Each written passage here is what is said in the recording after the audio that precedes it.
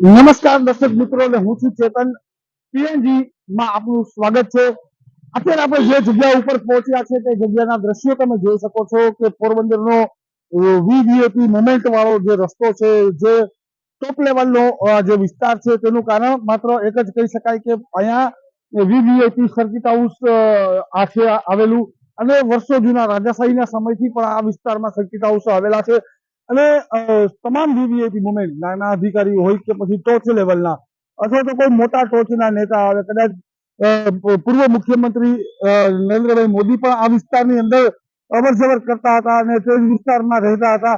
પરંતુ આ વિસ્તાર એટલી હદે પાણીમાં ગરકાવ થઈ ચૂક્યો છે કે લોકો મનપાએ આ ગટર નું ઢાંકણું ખોલવું પડ્યું, અને રોડ વચ્ચે જો કોઈ અકસ્માત થાય તો મનપા પોતે જવાબદારી સ્વીકારશે કે નહીં તે મોટો સવાલ છે। સ્કૂલ બસો પણ આ જ વિસ્તારમાંથી, તમામ વિસ્તારમાંથી મુવમેન્ટ કરતી હોય છે, પરંતુ મહાનગરપાલિકાના દ્રશ્યો, જે મહાનગરપાલિકા બન્યા તેને 6 મહિના જેટલો સમય વીતી ગયો તે બાદ પણ અત્યારે પરિસ્થિતિ એની એક છે। પોરબંદર મહાનગરપાલિકાએ પ્રી મોન્સૂન કામગીરી પોરબંદર વિસ્તારમાં કરી જ નથી તેવા દ્રશ્યો અત્યારે જોવા મળી રહ્યા છે।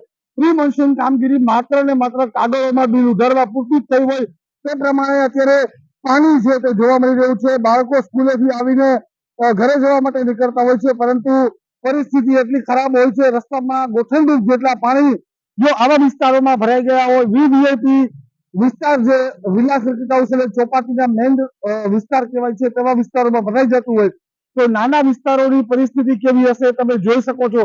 પરંતુ મહાનગરપાલિકાનો આ ટકોર ભર્યો જે વિસ્તાર છે, કેમ કે આ વિસ્તારની અંદરથી તમામ વીવીઆઈપી મુવમેન્ટો થતી હોય છે, તેને લઈને ક્યાંક પરિસ્થિતિ સારી રાખવાની હોય તેના બદલે સૌથી ખરાબ પરિસ્થિતિ વીવીઆઈપી વિસ્તારોની જોવા મળી રહી છે।